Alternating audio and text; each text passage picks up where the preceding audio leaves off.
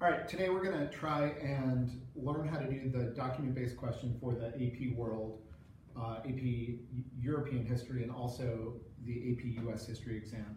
We're going to use the 2006 released exam as our example because this is the one that you're going to be doing as a take-home essay due on Monday, typed and double-spaced. So, with the document-based question, you have one big goal. Using the documents and your own historical knowledge, write an essay that answers a prompt and shows that you know something else about the topic. And concludes with, are you able to show the topic as part of the larger world? A lot of this is similar to what we've done with the LEQ earlier this year. So, how do you begin? Well, first thing, read and annotate the prompt. You've learned how to annotate in English. We're going to come back to that again in just a minute with the documents themselves. Identify and underline the key terms. These are the action terms, the cause and effect, the continuity and change over time, the similarities and differences.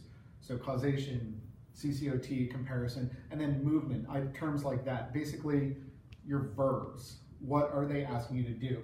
And then you want to make sure you're underlining and identifying the key themes of the essay. The Sprite topics: social, political, religious, intellectual, technology, and economic. What are they looking for along those lines? Chances are it's going to be one of these. It just may be using a different phrase. So you got to try and find the way to that. The particular essay you're writing this weekend is economic. And if you have a copy in front of you, you can follow along and see that. So after you've read and annotated the prompt, read the documents. Start by reading the source line. Remember, we always read the source line first. Note the location and the time of the document. That's going to be so that when you're organizing your essay, you might need to put them in chronological order. Also note the characteristics of the author. Is that important for the point of view? Odds are, if point of view is what you're going to do for your HIP on the documents, it's a good thing to start thinking about as you begin. Next thing to do, read the document. This is where your English annotation comes in. All of your English teachers have been working with you to annotate writing for the last 2 years at least. So while you're reading it, annotate it, but make sure you're focusing on how can you use the document to answer the prompt. Use your margins, make notes. What is the topic of the document? Is it social? Is it economic? What is the location? How does that serve to answer your prompt? HIP the documents. I'm going to go through those again in just a minute if you've forgotten what it means to HIP the documents, but make sure you're doing it in 2 ways. That way if you miss one, the other one is your backup. And the last thing to do, in the old DBQ, if you Google old AP World History DBQs, you're going to see a point for grouping. We don't have that anymore. But grouping itself is a good way to organize your essay. It's a good way to put it together by topic, by time period, by gender, by location. For this particular essay, where the topic is economic and social, it would be good to maybe create groups based on social effects or economic effects or along those lines, early on, late in the time period. Find similarities.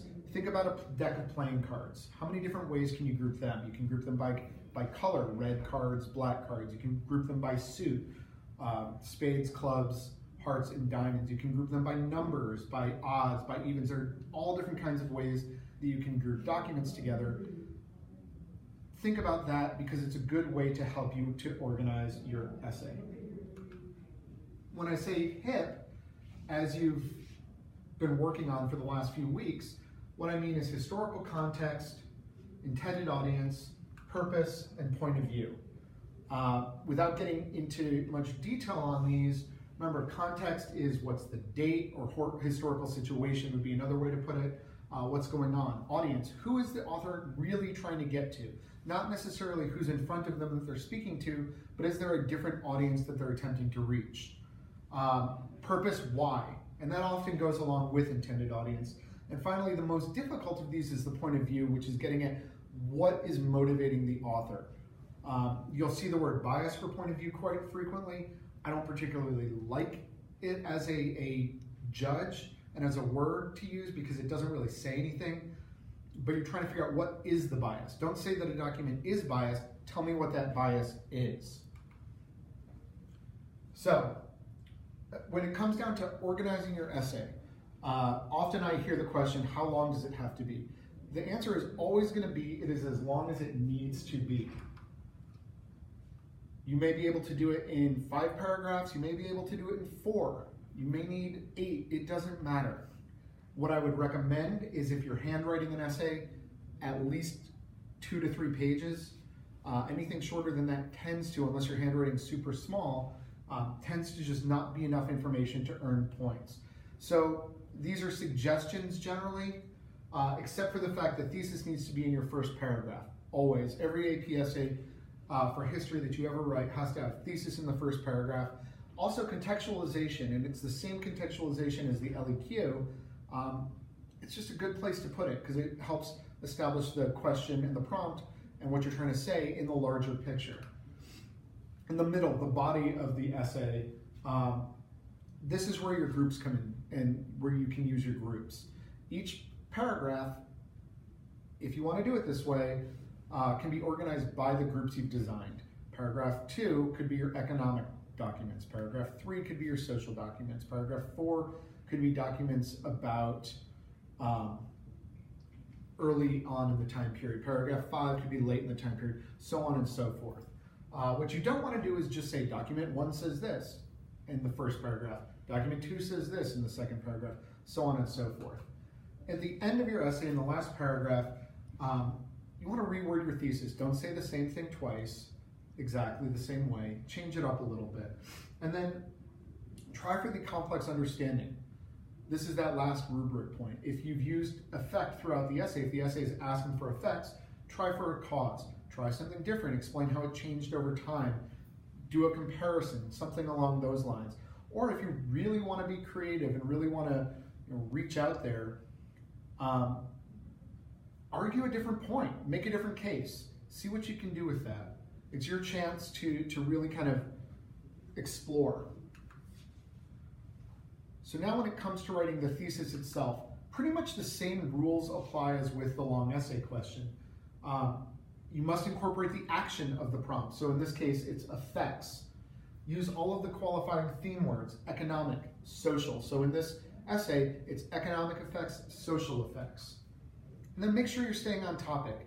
That's true for any essay. For the one you're going to be writing, it is the global trade of silver. And remember, global means the entire world.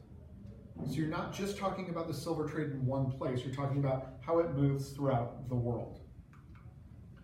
When we're looking at contextualization, which I would also say is great to put in the first paragraph and maybe even to start with instead of the thesis as your introductory line, contextualization puts your topic into the bigger picture. So that's the movie In a World, the Star Wars crawl, the summary at the beginning. But again, we've been working on this all year through the long essay question. When we get to the body, again, organize it by your groups. It helps keep you coherent. For every document you do, you must do 3 things.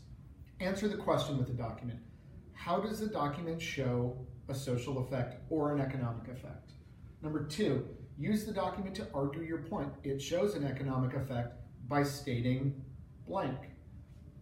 And number 3 is do 2 HIPs. Historical situation, intended audience, purpose, or point of view. If you do that for all 4 documents, or for all 7 documents, you're going to be in great shape. You don't need to do more than 2 though. Don't waste your time. Remember, you have in the real test a recommended hour to write this essay. And then for each paragraph, maybe for each document, if you have the information, if it's a topic you're familiar with, add information that's not in the documents to support your point. What can you bring in from your own knowledge? This is where you get a chance, again, to show off what it is you know and how smart you are and how amazing your teacher has taught you AP World History.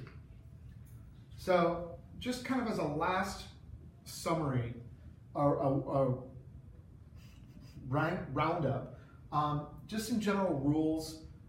These are my rules, not the rubric rules, and some recommendations. And this is from this is from my almost 10 years of grading AP essays. Rule is you must use all of the documents.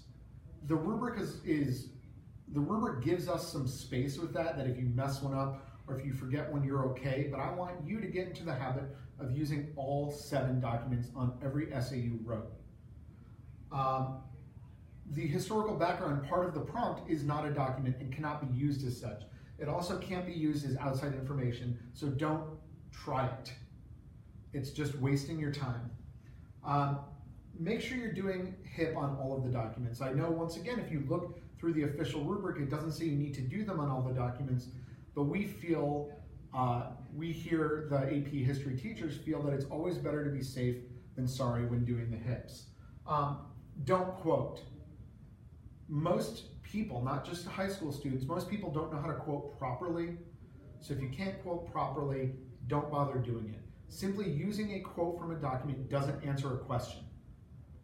If you're going to quote, if you must do it, if it's absolutely mandatory, keep it short. No more than 5 to 7 words. Beyond that, you're just overdoing it. You're not able to make a point. If you can't make a point in that time, think again what it is you're trying to do. And then lastly, make sure you're explaining what it is you're trying to say. And this is true for your document-based question, for your long essay question, and even for the short answer questions on the AP exam. Don't assume that the grader is going to make any connections for you. Be clear, say what you mean, and write it down. If you're unsure if you've answered a question, if you're unsure whether you've successfully addressed the prompt in any particular area, ask yourself, have I answered the why? Have I answered how? Does my explanation advance my answer on a particular document? So that's pretty much it. It's not nearly as hard as it seems, and like anything else, with a little bit of practice, you're going to be doing great at it. So thanks for watching, and yeah.